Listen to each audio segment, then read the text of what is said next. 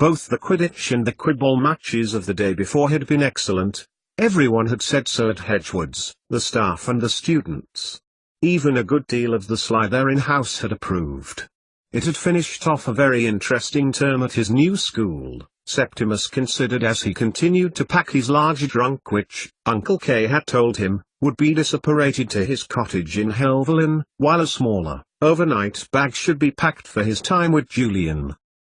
That was what Septimus had already packed, along with some gifts he had asked his uncle to get for him for Mr. and Mrs. Scott. The plan was that he and Julian, along with any students who were returning, would travel back on the Hedgewoods Express to King's Cross Station, whereupon Julian's parents would meet them. Julian had already told Septimus what they were going to do: stay overnight at Mrs. Scott's sister's house before being collected by his uncle the evening of Christmas Eve to the party that the reciprocators were holding, and where he would meet Mum. He and Cleus were to spend the Christmas at the cottage in the Lake District, or rather, he and Mum would, Septimus had thought. When his uncle had told him of the plans, he was very sure that they would not see his uncle much over the Christmas holidays. Cleus would be working just as hard, or even more so, over the holiday period in the government buildings in London. But, to be with Mum, that would be the best part. Though he loved his Uncle K, being with his mother, with promises to visit Julian and play out over the hills and mountains, would be perfect. Not quite perfect, of course. They would still be without Dad. But what could he, Septimus, do about that? The main thing was that he should be grateful for what he had got, and to have Mum coming home would be, well, fantastic. Pushing on his case, which inexplicably seemed to be fuller than when he had arrived, and he wasn't even taking all his clothes with him, Septimus thought about the speech that Severus Snape had given them. The headmaster's speech in Hedgewood's had hardly changed in 100 years. Professor Snape had told the students that himself. But what he was sure the headmaster had added to the speech was based on the addition of Quibball to the school's retinue of sporting activities. You have taken to a sport designed for inclusion and challenge for all people, and you have embraced it with all of your hearts. After Christmas, when the non-wizards return, we look to you to show them that they can be involved, and you can play as one. This act of unity through sports is just one of many things which will show you all in brotherhood and friendship, and yours will be an example to all. One another, wizards and non-wizards. Ultimately, we are the same. We are one another's brothers, sisters, mothers, fathers, daughters, sons. The extent to which we can access magic is our difference, in the same way that we can play Quidditch, or Quibball. To which we can sing, or draw. To which color our skin is, to how sociable we are. This is the universal link. Ladies and gentlemen, witches and wizards, non-wizards and non-witches, and it is in the spirit of our fraternity we must treasure one another.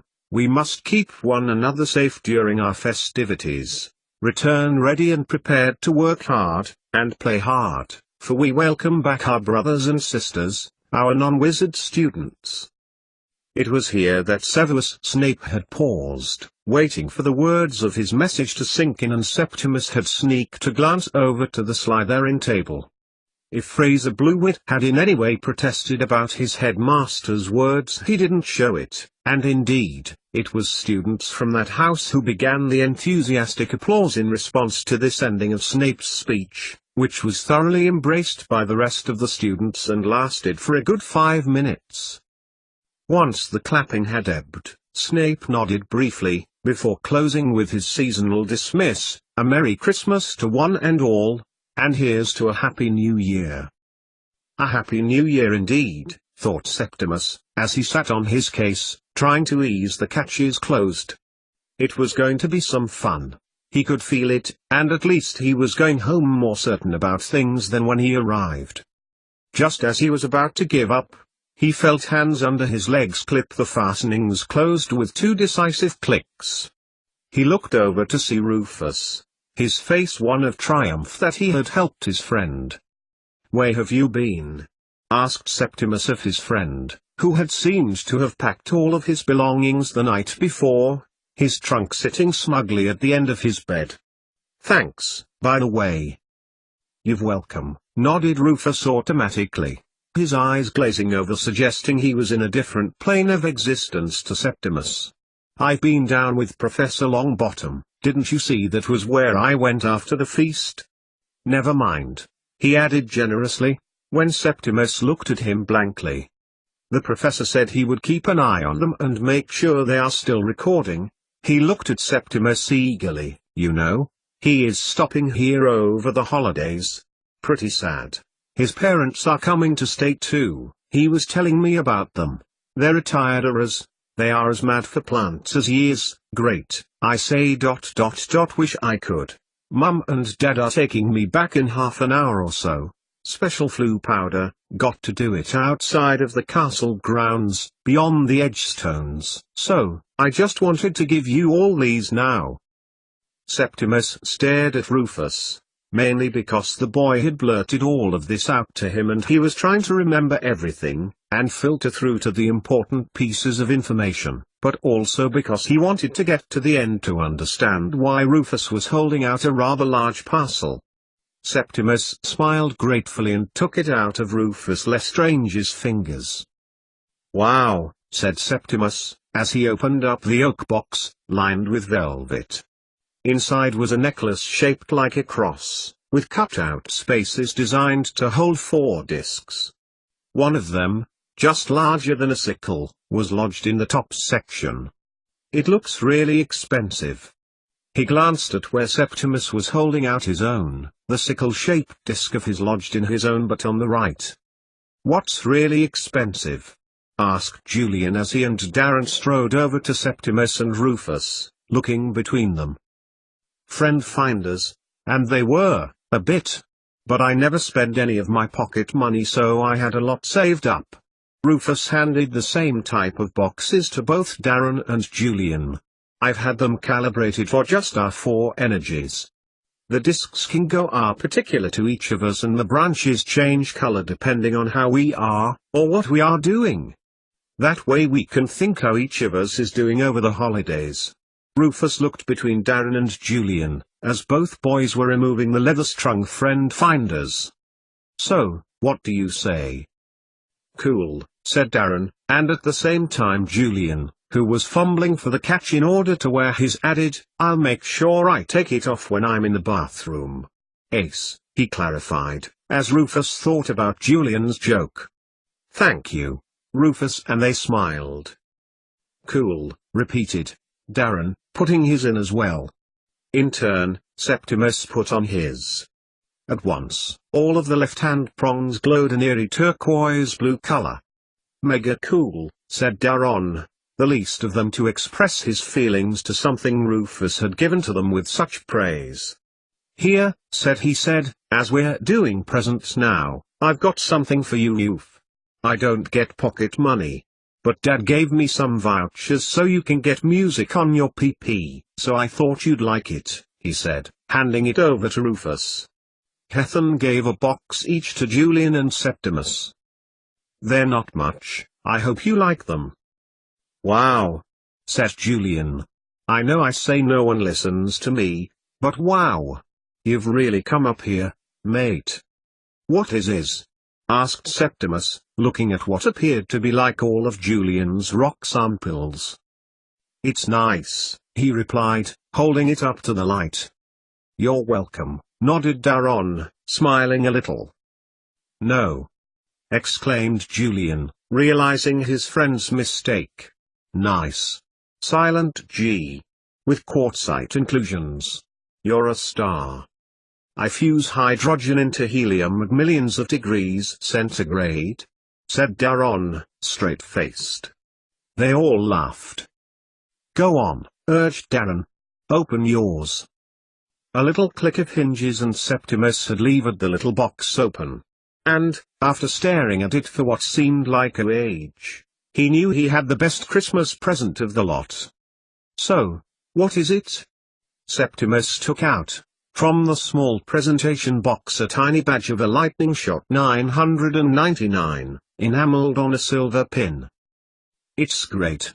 Wow, Darren," said Septimus, beaming. "Gonna have to wear it right now," he added, unclipping it, slipping the box into his pocket and pushing the pin into the thick cotton of his robe. "Yours is coming, Julian," said Septimus, apologetically, "and yours and Darren's," he added. "I had to ask Uncle K to help me. He'll be bringing them to King's Cross when the train gets in. He wants to meet your parents again, Julian." "Well, I'm sorry, everyone. I've not got anything for any of you at the moment either. My parents are taking me shopping tomorrow. It's Dad. He never wants to shop before Christmas Eve. I think it's because it's only at Christmas that we get to go to a town." "'S okay," said Darren, looking across at Julian. "Can I just say this, Jules? I wasn't looking forward to coming here, to Hedgewoods to school in September. Dudley came, and he could do a little bit of magic, and he cruised through, and Mum loved him, and all that. But, even though she has never said, because Dudley didn't do brilliantly, she has always pushed me to do better. I knew when I was here she would know about all of my grades, the lot, when all I want to do is play sports. And it was fantastic you got a loft on your broom for the quid ball yesterday, even though it was only for 5 minutes." Septimus looked at Rufus and Julian for support. "And the shot you got to Quali on the ground, that would be something the England team will be dying to pull off on Boxing Day." "Thanks guys," nodded Darren bashfully, looking round at all three, standing as they were by Septimus's bed. "What I was trying to say was, though I would have survived till now, to Christmas, I wouldn't have done it without my friends. You've all made it a laugh, and we've stuck together. Especially against those conjurist buggers." There was a pause, which was broken by Rufus applauding. Septimus's grin was fixed and he looked sidelong at Julian, who he could see. "Indeed," nodded Septimus, when their friend's inappropriate clapping evolved into what then became appropriate. Darren's rare confession of feeling mirroring his own, almost exactly. "Same for me, Darren." "Me too," confessed Julian, holding the necklace Rufus had given to them. "Just right, Rufus. These are. We are friends who found each other." "And we'll find each other again next term," Rufus replied, nodding at his inexplicably found friends. "I wonder what fun we will have had in the holidays." 88,888,888. Callias was indeed but to meet the train at King's Cross. While the train journey had not been quite as anticipatory as the one on 1st September to take them to their school, it was almost as exciting, with students and the odd teacher boarding the train at Hogsmeade Station, where they had alighted 3.5 months before. This time the mood was relaxed, jolly, full of laughter and singing, full of excited chatter about plans for Christmas Day and entertainment over the holidays. Rufus had asked his parents to see his friends off before they disapparated. He waved frantically when the train was about to depart. Doriel, in her cage swinging about violently, before Rodolphus Lestrange took the cage from his son's hand so he would be unencumbered enough to continue the waving. She would be in good hands, Septimus knew. Rod Lestrange was an expert in keeping owl and she would go to the Lestrange's owlery over the holidays. Rufus had offered, and Septimus could think of no one better to take care of her. Rufus was almost as attached to her as Septimus was, especially since the lower hunt at the Halloween games. He was so happy that his friend had offered. It would be good for her to be with other owls and he couldn't bear the thought of leaving her for the school caretaker, Mr. Finch, to look after her with the school owls. Bottom trumps was the game of choice amongst the three friends as they headed south, just like the game top trumps, but you won when the category of choice displayed the lowest value, rather than the highest, eating the snacks that the house elves had prepared for the departing students, leftovers from their end-of-term feast, although neither Julian or Darren felt like eating, considering how much they had eaten at lunchtime. Once they got bored of that, they tried telling spooky Christmas stories, but none of them was scared. They then discussed school and whether they would actually get the non-wizards and witches back in January, or whether their parents would keep them away. "It's certainly less magical than at the start of the term," observed Darren. "We aren't doing as much magic, because we have non-wizard subjects too." "I suppose," agreed Septimus. "But it's how things are now, isn't it? We try to make the non-wizards fit in, I know I do." Julian snorted as he looked at both of his friends, doubtfully. "I just mean that there's bound to be less magic, isn't there? Like there was more magic in our primary school with you being there, Septimus.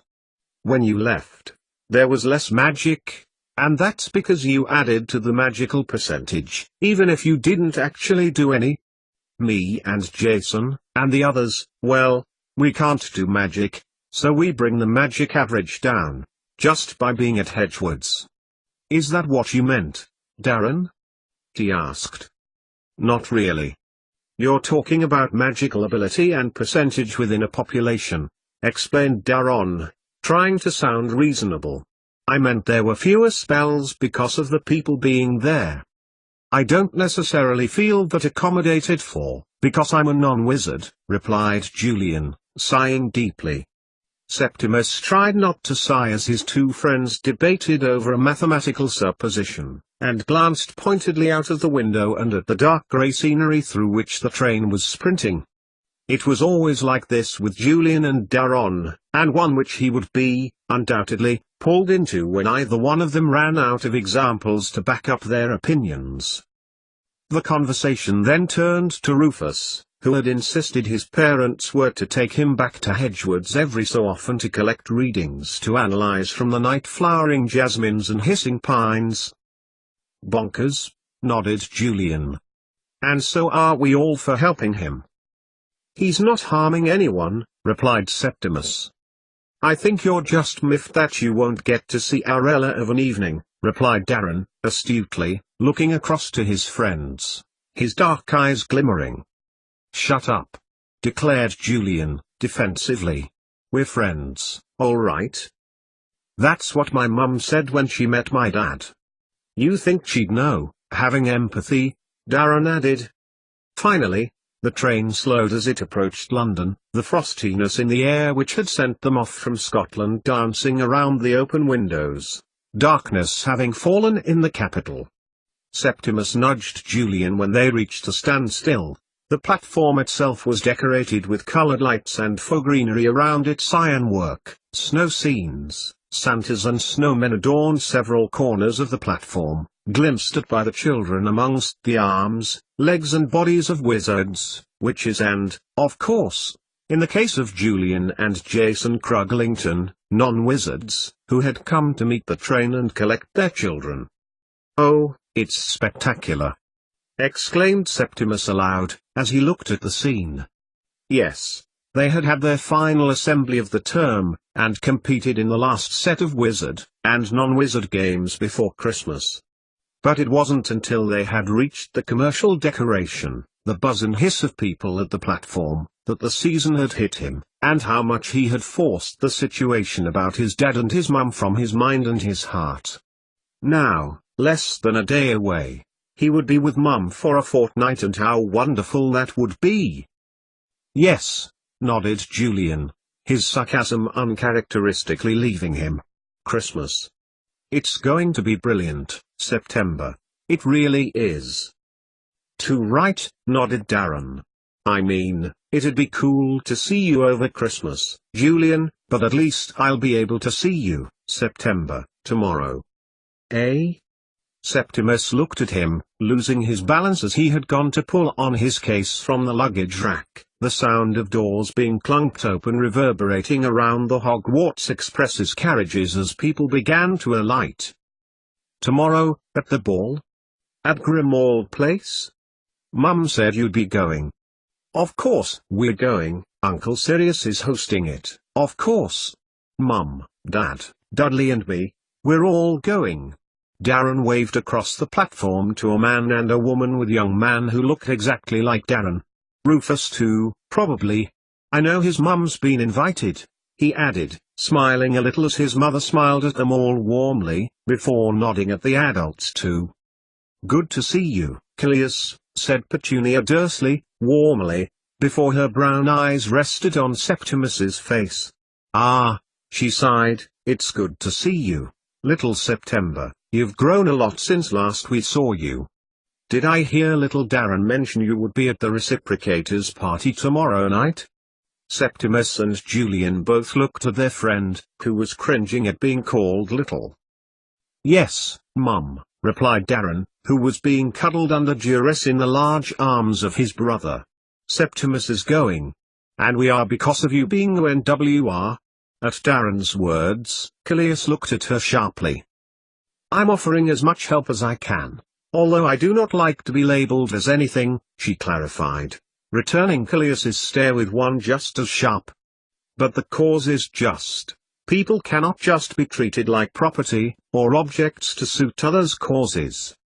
"Oh," said Septimus, the news being out of the blue, and the memory of his request of gifts for his friends which he had left with his uncle slowly penetrating his lower left cranial cavity.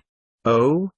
That's ace. That is," he smiled, "his Christmas just having got better. Uncle K?" Septimus changed the subject, causing the immediate cessation of a cold, ocular battle between Cleus Lupin and Petunia Black. His uncle looked down to him, as if having never looked at Darren's mum, with a look somewhere between scorn and indignation. "Yes, Septimus? Are you about to ask me about these?" From his left-hand side, which Septimus had been blind to, he held out 3 identical bags, differing only by their handle wrapping. He offered them to Septimus, who looked at them, before nodding. "You remember I said I had Uncle Cleus asked for something for you?" said Septimus, excitedly. When Julian and Darren nodded, Septimus continued, "Well, here they are. I'll have to keep hold of Rufus's, though, till after Christmas." He held out the bag closed with a red ribbon and one with a blue ribbon to Darren. Both boys obediently looked at their mothers, seeking permission in the hope they could open Septimus's present. "One look, then I'm putting it away until Christmas morning," instructed Kathleen Scott to her son. At once, Opal was by his side, waiting to see what he had got. Immediately, Darren looked imploringly at his mother, who, like Mrs. Scott, said he could look but not play until Christmas Day. Both boys gasped in awe as they took out a pensive. Both adapted for use with greats only, and between these 4 friends, Callias clarified, as both sets of parents looked at him astonishment. "They'll not connect to the flu, will they, Mr. Black?" "Indeed not," chortled Regulus Black, who looked down on his own handiwork with pride. "Now I know the end of my secret, Callias Lupin. I worked hard on those things." "And I have one," clarified Septimus, as Darren and Julian reluctantly put them away. "There's instructions on how to contact one another. Shame we won't be able to speak to Rufus, though." "Why not?" asked Callias. "If you take it with you tomorrow night, you may well bump into Madame Lestrange, as a reciprocator. They're invited. I am sure she will pass it on." "Not fair, I can't come," grumbled Julian, looking at his portable flu connector grumpily. "The whole place full of you 3 and I'm not there to keep an eye on you all." "Then we'll just have to have a brilliant time tonight," replied Septimus, evenly, glowing inwardly as he took the green-ribboned flu connector of Rufus's. "Till tomorrow then," summed up Petunia, as she and Regulus scooped up Darren's belongings. Dudley resumed his brotherly hugging as Darren looked at his older brother before grudgingly hugging him back. Septimus was about to go with the Scott family when Cleus took Kenneth Scott's hand, gripping it and shaking it firmly. "My thanks, Mr. Scott, for taking Septimus with you for a couple of nights. Whereabouts did you say Mrs. Scott's family lived?" "Essex," replied the man, "and it's no trouble. It's the beginning to the holidays." Whereupon both men continued with Elias, having embraced his nephew, confirmed the plans that Septimus had expected, with one exception, that his mum had agreed to spend the Christmas holidays in the Lake District, rather than Edgeford. Something he turned to Septimus to reiterate, his breath heavy on his shoulder, puffing out his long, ashy hair. "Yes," shouted Julian, gripping Septimus's shoulders. "Can't wait." Septimus returned his friend's excitement with one of his own. He was so pleased his friends should like his present, and they could call on one another just as well if his run-down feelings was making him dull and lethargic. Like the last time, he would be able to call on the help of Severus Snape's lycanthropy potion. He had it this time, and wondered whether he would need it again. In fact, it seemed so unreal what the headmaster had told him anyway. And then he forced his mind to the present, rather than dwell on the miserable topic of his father's ongoing critical illness. "It'll be ace," declared Septimus. "And, when we're back in the Lake District, once his family had spent Christmas and Boxing Days with Mrs. Scott's family in Thundersley, they too would be returning home, to Kesk, and that meant that he and Julian would be able to spend a lot of the holidays out onto the fells and mountains, playing out, as they had done in the summer. "Except, it'll be better if it snows," declared Julian. "We get so much snow, don't we, Dad?" Mr. Scott nodded. "Snowman competition," hissed Septimus, invoking the memories of last Christmas, when he and Julian had begun to hang out together, and had bonded over an incident involving a snowball, a steep, scarp slope, and Julian tumbling and being made into the world's first living snowman. "I'm glad to have known you then, September," Julian added. Septimus smiled back. It had been the first time they had become best of friends. Septimus had used a spell to melt the ball a little. Julian had made sardonic, humorous remarks at his own expense, which had made Septimus laugh. Mr. Scott nodded from his conversation with Callias, taking Julian's case. Just as they were turning, with Uncle K insisting on carrying Septimus's trunk from the station, back through the wall onto King's Cross platform 8 7/8, with what seemed like an enormous amount of effort, Septimus heard a voice by his ear. "Have a great Christmas, Septimus. Stay safe." And then, to the children in general, just as they were about to cross the threshold, "Look after yourselves. I want a full complement of students back in January, and then we can see about claiming the house cup to ourselves." They all turned round, Septimus slightly ahead of the others, to see Sam Potter's old, wide grin beaming back at them. Just as he was about to say something, Sam added, "And you'll be there tomorrow, won't you? And Darren?" "At Grimmauld Place?"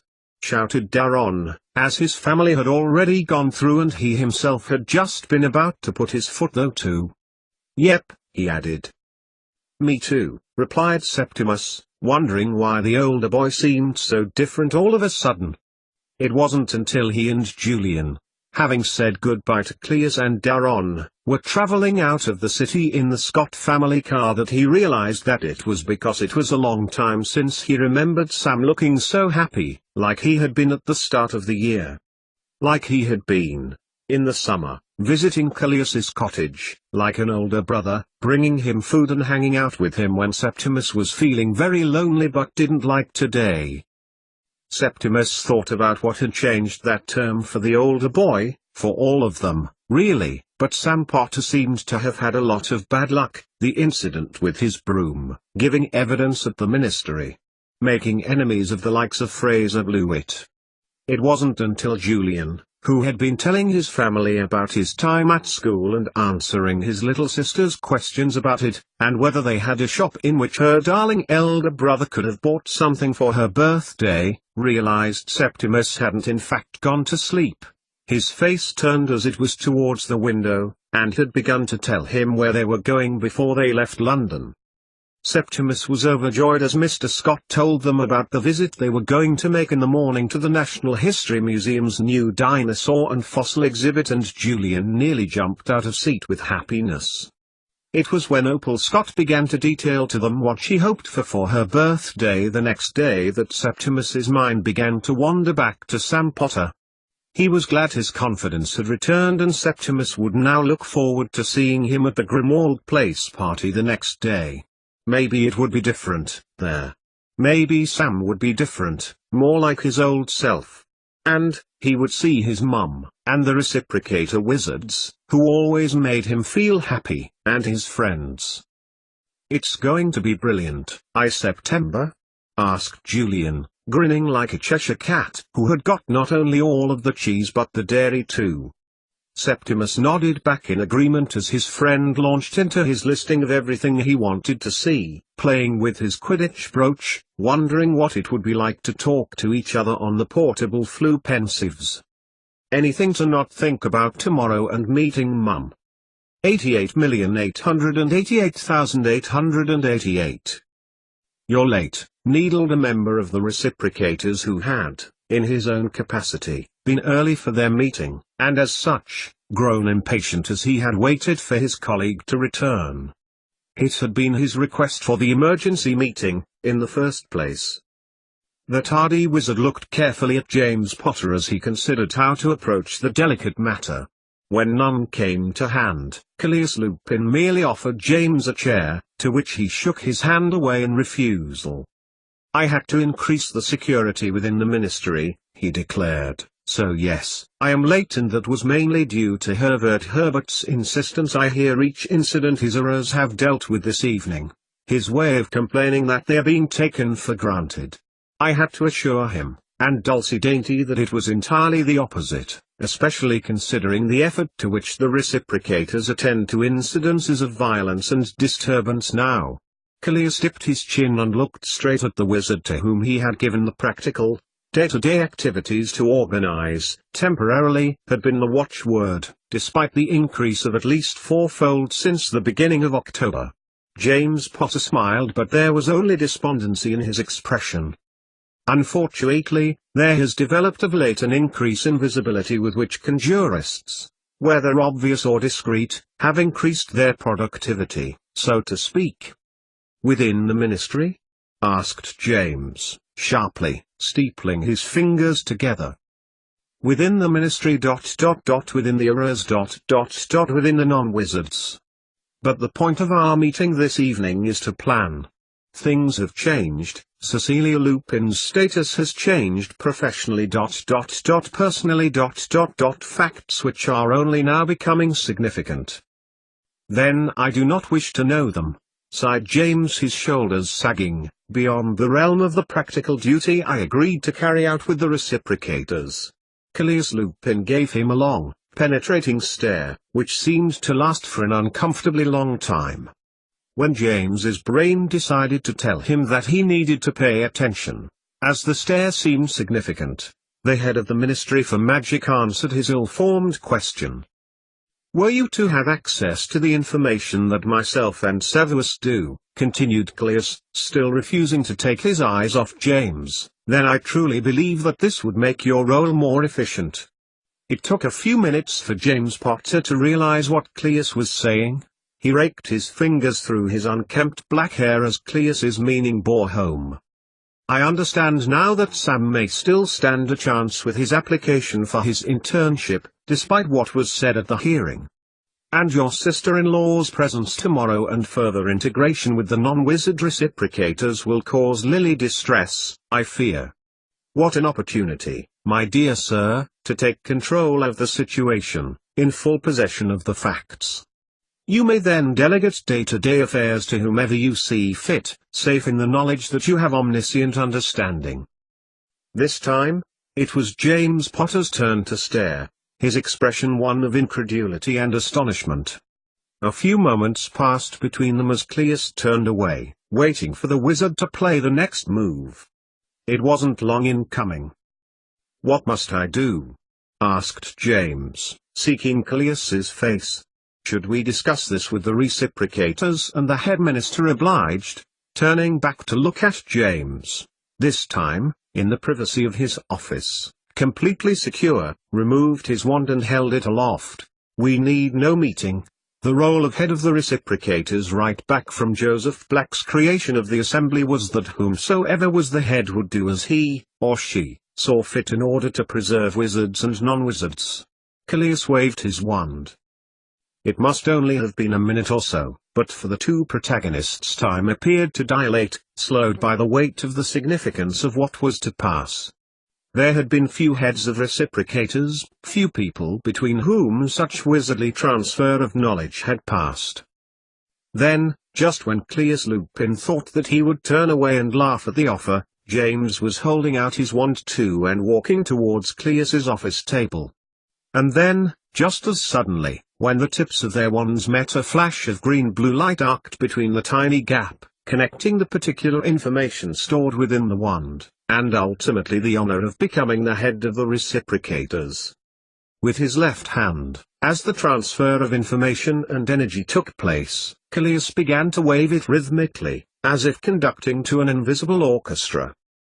And then, as quickly as it had begun, James Potter reeled, as if the energy brought to him was too strong to keep him on his feet, his mind bathing, swimming, struggling with the influx of information shared only with a bare few over the last 2 centuries.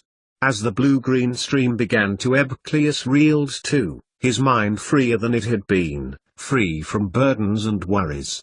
He looked sidelong at James, who had now, in the space of a few minutes, seemed to have aged. At length James looked slowly up to Callias. "My word!" James gasped, gripping the side of the table before looking back at Cleus in utter disbelief. "Us? These? Cecilia? The Wizard's Inn?" "Don't say it," interrupted Callias, sharply. "My knowledge of several of key details will begin to fade in time, and this, I believe, will allow me to devote my time entirely to securing and forwarding the cause of integration, understanding, and safety for all, regardless of their wizarding ability." He made to pat James on the shoulder, but James Potter took a step back, as if Cleus was meaning to attack him. Instead, he looked at the now joined head of the reciprocators abstemiously. "I must dealing with a polarity within my own cabinet, James, Strasbourg too, and, while we are not officially at war with anyone, it is an undeclared war behind which our Albus Dumbledore and Gellert Grindelwald are fighting against us with weapons unknown, using people, exploiting situations." Yes, I can see that, now." James Potter held his hands against the sides of his head, looking up to the ceiling of the Department of Mystery's infinite blackness. Then he jerked his head sharply to Callias, his eyes sparkling, either with the remnants of the vitality that had been conferred, or its effects, now reshaping the wizard's internal relationship with the world, just as it had done his nearly 12 years before. Was it selfishness that made him feel relieved that the burden was no longer his? "May I speak plainly, James?" Callias said at length. "Indeed. My battle is on the home front. From intelligence gathered from the Auras, as they police our British Isles, there appears to be a common mutual divide that is growing daily between non-wizards and wizards. Non-wizards consider us arrogant, lazy and dangerous, who would endanger them without care and thought to get on with their lives." Exclaimed James, looking back to Callias, sardonically. "Non-wizards would be correct. And wizards are continually having their prejudices reinforced by the portrayal of non-wizards as ignorant, stupid and lacking in skills and capacities which for wizards are innate." Callias exhaled deeply. "The responsibility of the reciprocators, which you now undertake, was conflicting with my ability to grasp the political picture. There is only so much one person can do." "There is no need to explain," James replied, placing a hand on his shoulder. "You have borne far more than Aberforth ever did. It is easy to lead when the weather is fine, not so when the world is in chaos." "I thank you for your understanding," nodded Callias. "It was Aberforth's desire to see non-wizards at Hedgewood's, as you now know, and, though I wasn't entirely convinced, I still stand by his convictions that integration of differences between people is far more humane than division." "I have to agree," James replied. when those errant wizards hiding in the Alps began their quest for a school for the wizarding elite and the Dumbledore brothers fought one another over it 16 years ago, there were nights when I lay in bed and considered this question deeply. Would I have preferred Harry, who was just about to start Hedgewood's then, to learn old spells, to learn practice as an old wizard might, historic, mighty spells which were the foundation of this country when the Anglo-Saxons came? It would be a glorious thing indeed for my son to embody my ancestors' line, to be skilled in the old ways. But then I thought, what good would it do him, with all this knowledge and skill, if he were to return home and have no understanding of the people around him, of the everyday, of this country? Hedgewood's was enough for him, and rightly so. While he is not of the same caliber as Draco Malfoy, whose innate ability has got him to where he is, as the head of the European Parliament, Harry going to Durmstrang would not necessarily have got him there either. He is a talented historian. He can use his skills of deduction as a mirror. Everyone has a place, Callias, and it would be wrong for me, as a parent, to force him into such a place, where the detriment to his character may outstrip any benefit he may gain. Look at Sam.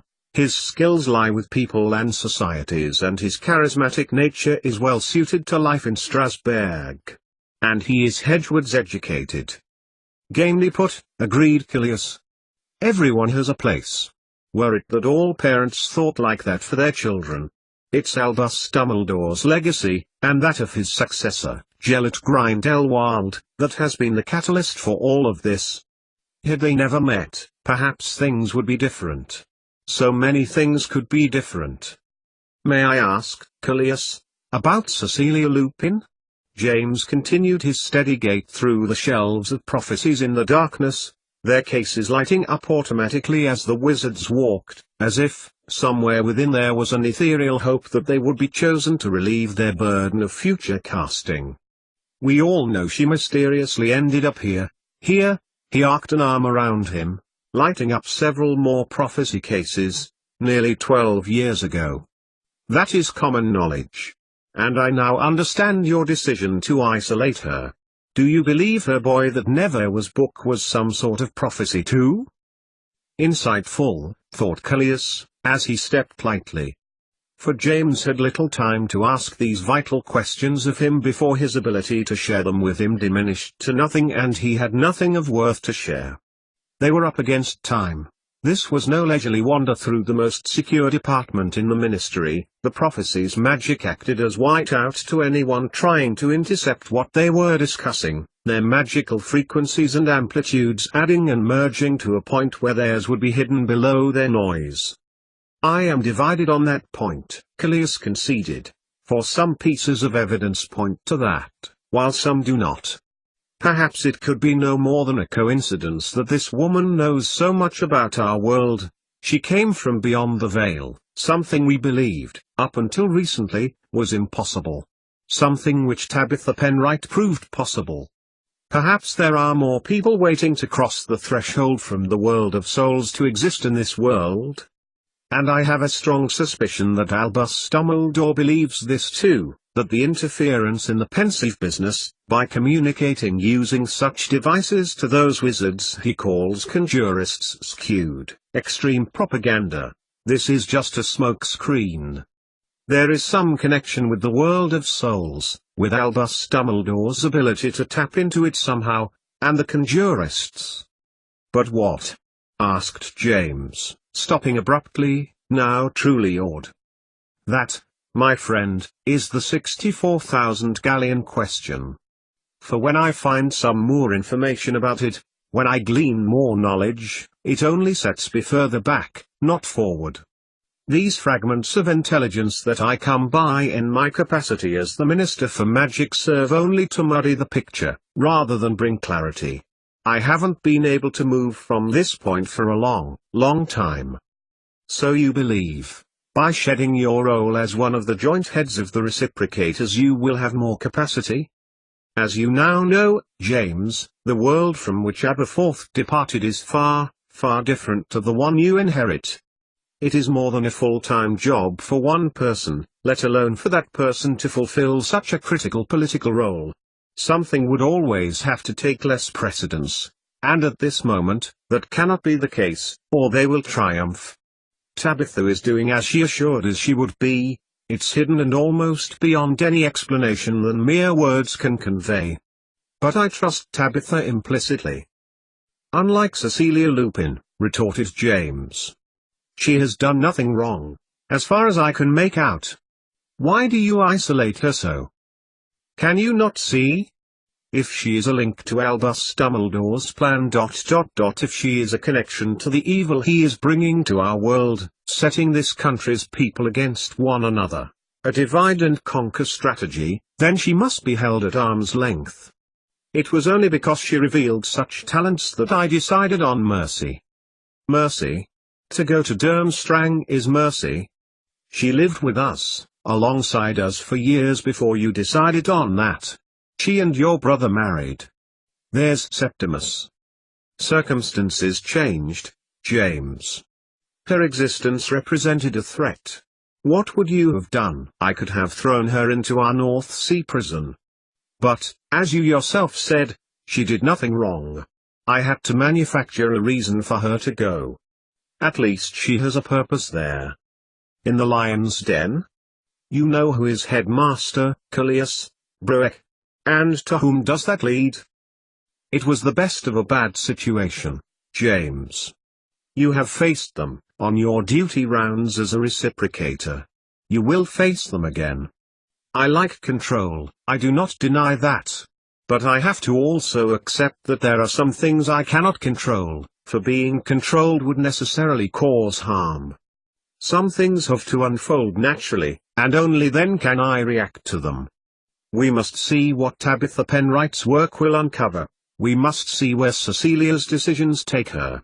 As it is, she has been most valuable to us where she is. She had brought fresh information about old magic to us, which your dear wife, and now Harry, have spent a good deal of time unpicking for us. If you are going to ask me to ask Lily to collaborate with Cecilia, then that is out of the question.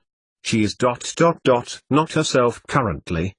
But, if you want my opinion, Callias, it will be a boon to have Cecilia back.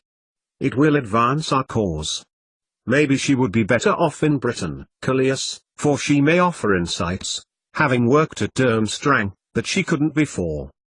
Callias pushed his long, sandy hair over his shoulder as a silence grew between them. It is a point I will consider most thoroughly, he replied. At length. Our country has been fortunate that we have not fallen victim to the extremism that has befallen so many parts of Europe. That we are an island, while it is a weakness in collaboration, is also a strength. Ideas travel more slowly, again a weakness and a strength. If we can stem the extremism, if we can call upon our citizens to unite in what we have in common, this will be the start. We held Durmstrang as a model, and wanted to emulate it, and have taken our time, slowly, carefully, ensure it happens successfully. But at the same time, what has happened?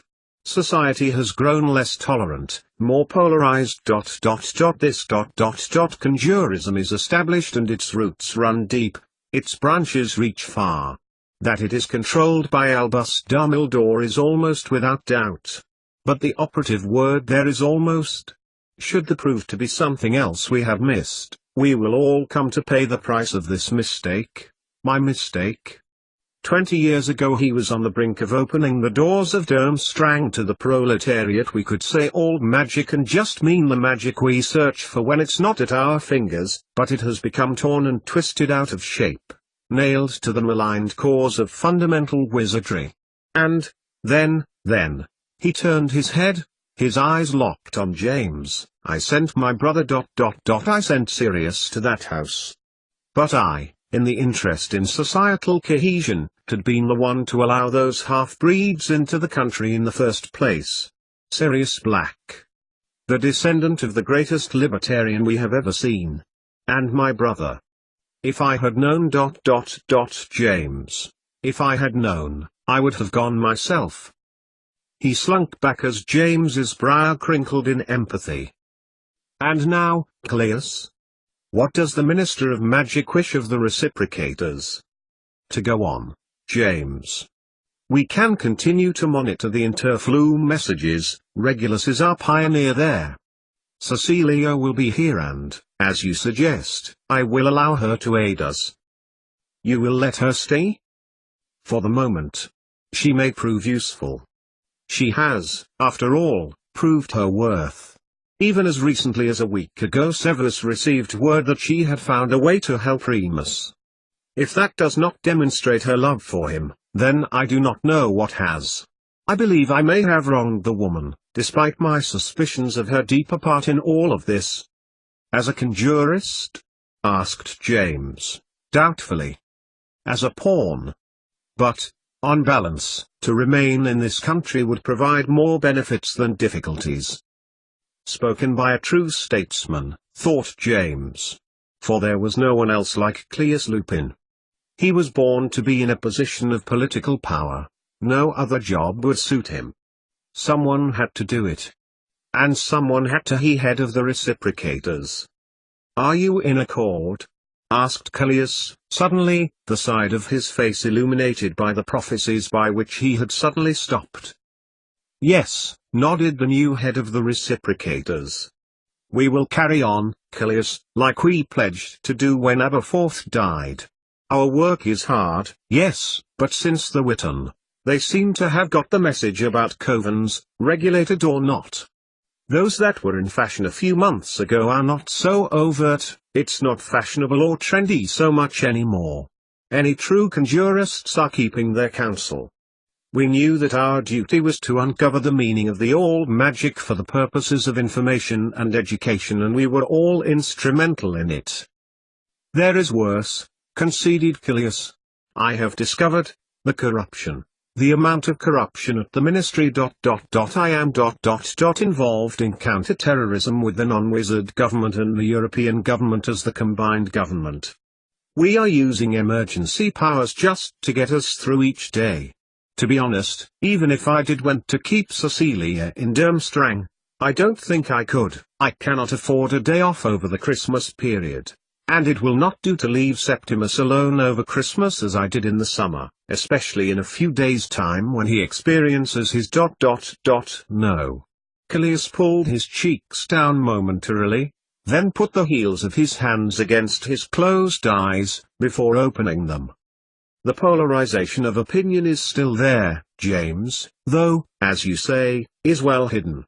Some elements of my cabinet still call for regulation of the reciprocators, something which, of course, I have vehemently opposed. But not just for the obvious reasons. If we are regulated, we lose the independence of the group, and therefore the essence of our existence. To some, to many, increasingly so it appears I had, a conflict of interest. In addition, I just cannot keep the pace of what I used to. The role has grown, outgrown anything Aberforth could have envisaged, I asked him when I met with Severus yesterday, and told him that by doing this badly it will be worse than not doing it at all. I cannot do any more. I have plugged every role that I could in the ministry over the years. And your unfailingly hard work is a strength of yours. I am glad you have faith in me, James. Ha! To think. It seems like only yesterday that you would come to our cottage to visit Remus. That you and Sirius would be out over the mountains with him, like Septimus and his friend Julian do. Peter too, added James, adding to the reminisce.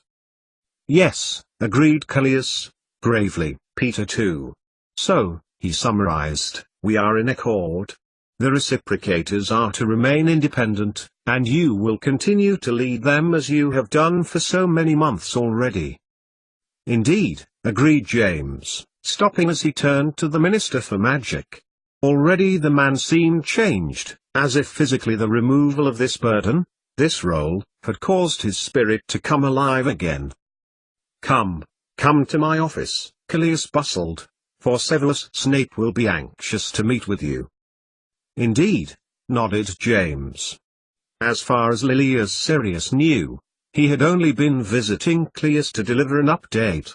When they found out, It would be rather more than a shock. Lily, James considered. Perhaps I'll leave it until after the party tomorrow. She may have relaxed a little and be in a better frame of mind, especially as she had been the one to try to insist that he resigned his responsibility of the coordination of the reciprocators only that morning. No, he thought. Lily would not be pleased. Callias's office was a stark contrast to the gloom of the Department of Mysteries. He had at least gone to the effort of decoration for the season. The wall behind him was set for perpetual snow. The fire in the grate was burning a huge Yule log. And place did indeed seem as homely as he remembered Mrs. Lupin's cottage to be all those years ago. James's attention was brought back to the here and now as Cleas held up a bottle, in a dark, amber bottle. Photosensitive, Cleas explained, or at least, that's what Severus told me. The potion within is susceptible to light, which is why I have been keeping it with the Mysteries. What potion is that? Asked James. What does it do? It buys Cecilia Lupin's freedom, he replied, for, potentially, it is Remus's cure. Really? James stared at the little bottle. She did that for Remus?